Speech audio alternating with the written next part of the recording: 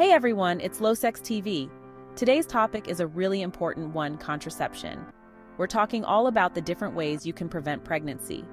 Whether you're sexually active or planning to be someday, understanding your options is key to making empowered decisions about your body and your future. Now, I know talking about reproductive health can sometimes feel a little awkward, but trust me, there's no need for embarrassment here. My goal is to give you the information you need in a clear, straightforward, and judgment-free way. We're going to break down the different types of contraceptives available, discuss how they work, and go over some of the potential side effects you should be aware of. This isn't just about preventing pregnancy.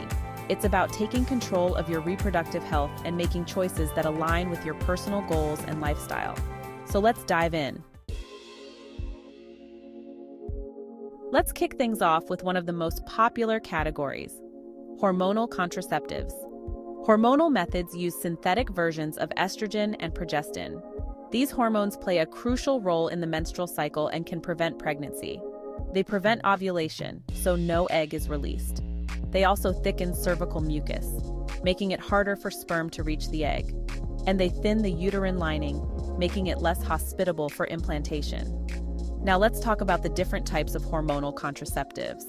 Birth control pills are taken daily, hormonal patches are replaced weekly, vaginal rings are replaced every 3 weeks, injections are administered every 3 months. Every medication can have side effects, and hormonal contraceptives are no exception. Common side effects include nausea, headaches, and mood swings. Talk to your doctor to find the best option for you. Let's talk about intrauterine devices, or IUDs. These small, T-shaped devices are inserted into the uterus for long-term pregnancy prevention. The procedure is simple and generally well tolerated. There are 2 main types: hormonal and non-hormonal. Hormonal IUDs, like Mirena, release progestin to prevent pregnancy. They last 3 to 7 years depending on the type. Non-hormonal IUDs use copper to create a sperm-toxic environment. Paragard can protect for up to 10 years. Once in place, you don't have to think about them. They're effective without daily maintenance. However, there are potential side effects. Hormonal IUDs may cause irregular bleeding initially. This usually resolves on its own. Non-hormonal IUDs can cause heavier periods and cramping. IUDs don't protect against STIs. Use condoms for STI protection if needed. Now let's move on to barrier methods. These contraceptives work by, you guessed it, creating a physical barrier between sperm and the egg. They're a great option if you're looking for a hormone-free method or if you need protection only occasionally. The most well-known barrier method is, of course, the condom. Condoms are thin sheaths, usually made of latex or polyurethane, that are worn on the penis during intercourse. They're readily available, affordable, and highly effective at preventing pregnancy when used correctly. But condoms are more than just contraception. They're also the only method that offers dual protection, meaning they protect against both pregnancy and STIs. So, regardless of which contraceptive method you choose, using condoms consistently is always a smart move for safeguarding your sexual health. Another barrier method is the diaphragm. It's a small, flexible cup that's inserted into the vagina and covers the cervix. Diaphragms need to be used with spermicide, a chemical that immobilizes and kills sperm.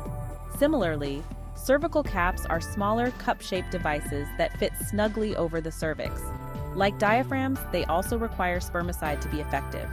One of the advantages of barrier methods is that they're generally safe and have very few side effects.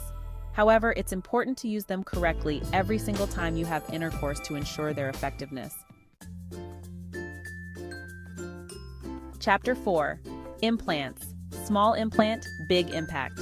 Let's talk about contraceptive implants. The implant is a small, flexible rod that's inserted under the skin of your upper arm. It's a long-acting, reversible contraceptive that provides highly effective protection for up to 3 years. The implant releases a low, steady dose of progestin, which, as we discussed earlier, prevents pregnancy by stopping ovulation, thickening cervical mucus, and thinning the uterine lining. One of the major perks of the implant is that once it's inserted, you don't have to think about it for years. It's incredibly convenient and discreet. However, as with any hormonal method, there can be side effects. Some women experience irregular bleeding patterns, such as spotting, breakthrough bleeding, or even prolonged periods. Others might have headaches, breast tenderness, or mood changes. It's important to remember that these side effects often subside after the first few months as your body adjusts to the hormone. If you're considering the implant, talk to your doctor about the potential side effects and whether it's the right fit for you. Chapter 5. Emergency Contraception (EC), your backup plan. Now, let's discuss a topic that's often misunderstood: emergency contraception, or EC. EC is used after unprotected sex or contraceptive failure to prevent pregnancy. It's important to remember that EC is not intended as a regular method of contraception. There are two main types of EC available: the morning after pill and the copper IUD. The morning after pill contains a higher dose of hormones than regular birth control pills and works by delaying or preventing ovulation. It's most effective when taken within 72 hours of unprotected sex, but it can be effective for up to 5 days. The copper IUD, which we talked about earlier, can also be used as emergency contraception. When inserted within 5 days of unprotected sex, it's over 99% effective at preventing pregnancy. Emergency contraception is generally safe and effective, but it's not without potential side effects. Some women experience nausea, vomiting, headaches, breast tenderness, or irregular bleeding after taking EC. These side effects are usually mild and temporary. Chapter 6. Permanent Methods. Choosing a path for the future. In this section, we'll discuss permanent methods of contraception.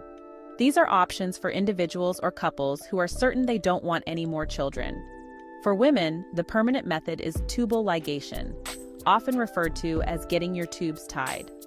This procedure involves surgically blocking or cutting the fallopian tubes, preventing eggs from traveling to the uterus and sperm from reaching the egg. For men, the permanent method is a vasectomy. It's a minor surgical procedure that involves cutting or blocking the vas deferens, the tubes that carry sperm from the testicles. This prevents sperm from being released during ejaculation. Both tubal ligation and vasectomy are highly effective and considered permanent forms of contraception. While both procedures are generally safe, there's always a small risk of complications, as with any surgery. It's crucial to have a thorough discussion with your doctor to understand the risks and benefits before making a decision. Chapter 7. Natural Methods. Working with your body's rhythms. Let's explore natural family planning methods, also known as fertility awareness-based methods, FABMs. These methods rely on tracking your menstrual cycle and identifying your fertile window, the days in your cycle when you're most likely to get pregnant. There are various ways to track your fertility, including monitoring your basal body temperature, checking your cervical mucus, and using ovulation predictor kits. By abstaining from intercourse or using a barrier method during your fertile window, you can significantly reduce your chances of pregnancy. One of the main advantages of natural family planning is that it's hormone-free and doesn't involve any medical devices. It can also be empowering to learn about your body's natural cycles. However, natural methods require diligence and commitment to tracking your cycle accurately. They can be less effective than other methods, especially if you have irregular cycles or if you don't track consistently. It's important to receive proper instruction and to be aware of the potential for error when using natural family planning. Another natural method is withdrawal, also known as the pull-out method, which involves the male partner withdrawing his penis from the vagina before ejaculation. However, it's important to note that withdrawal is not as effective as other methods of contraception, as pre-ejaculate fluid can contain sperm. Chapter 8. Making informed choices for your reproductive health. We've covered a lot of ground today, from hormonal methods to barrier methods, long-acting reversible contraceptives, emergency contraception, and even natural family planning. The most important takeaway is that you have options. Choosing the right contraceptive method is a personal decision that depends on your individual needs, preferences, and lifestyle. Factors to consider include your overall health, your comfort level with different methods, your plans for having children in the future, and your risk of STIs. That's why it's crucial to have an open and honest conversation with your doctor or a healthcare provider. They can help you weigh the